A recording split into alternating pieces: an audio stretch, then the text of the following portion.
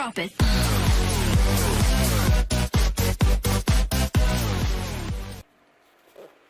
Bueno, jóvenes, vamos a trabajar el tema 1.4.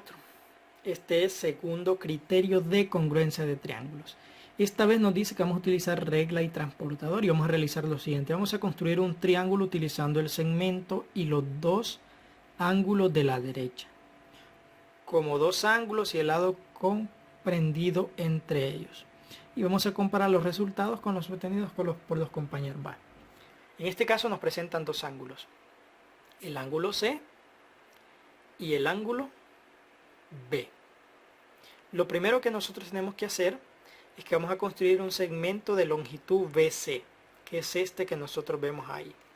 Luego tendríamos nosotros que medir el ángulo B. Al medir el ángulo B, en este que nos presenta acá, el ángulo B, si nos fijamos, más o menos mide ¿cuánto? Para este ejercicio, posicionando la regla de esta manera, aproximadamente mide 35 grados. Entonces, después de trazar el segmento BC, yo tendría que ubicarme acá y medir 35 grados. Estamos y coloco un puntito. Esta línea punteada es este ángulo. Luego tendría que medir el ángulo C. Igual me coloco en el vértice de C. Y este aproximadamente mide 115 grados. Porque vengo midiendo desde cero, ¿verdad? 115 grados hasta acá. Entonces, ubicado en C, tendría que hacer el mismo proceso.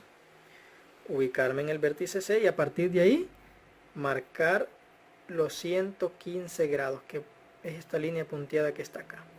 Y ahí ya tenemos los dos ángulos. Ahora simplemente hay un punto donde esas dos líneas punteadas se cortan. Ahí se formaría el triángulo.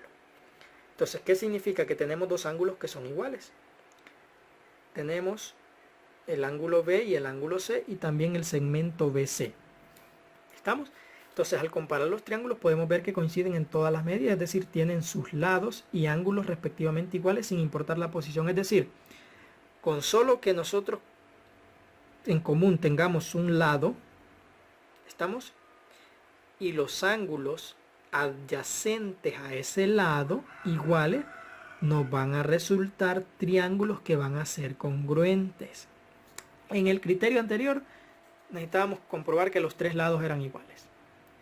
Acá basta con que yo compruebe que este lado de la base es igual y dos ángulos, los dos ángulos adyacentes, es decir, los ángulos que se forman en cada uno de los extremos de ese lado son iguales. Con eso basta, nos va a dar triángulos que también van a ser congruentes.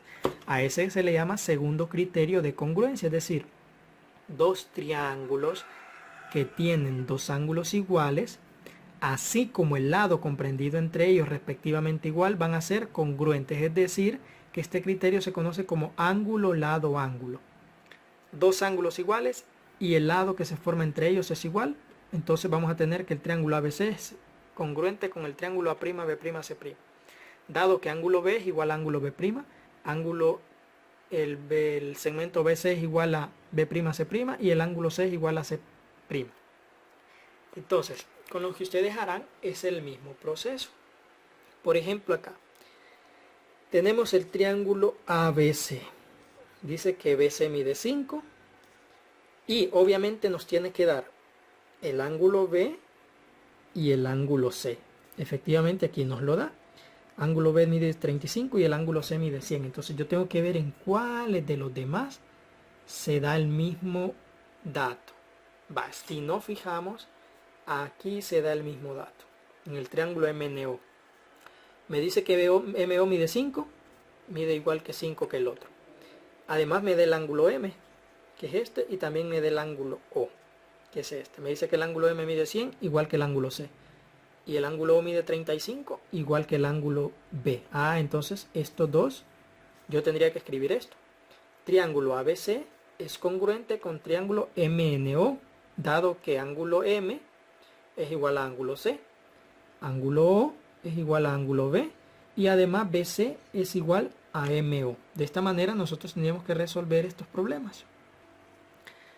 Acá no nos pide construir, ¿verdad? Solamente identificar. Luego usted tendría que identificar en cuál otro, para el literal C, mide 6, 40 y 110. Usted tendría que ver en cuáles el lado mide 6 y los ángulos miden 40 y 110 respectivamente. Eso es lo que usted tendría que buscar, ¿verdad? De esta manera vamos a resolver estos.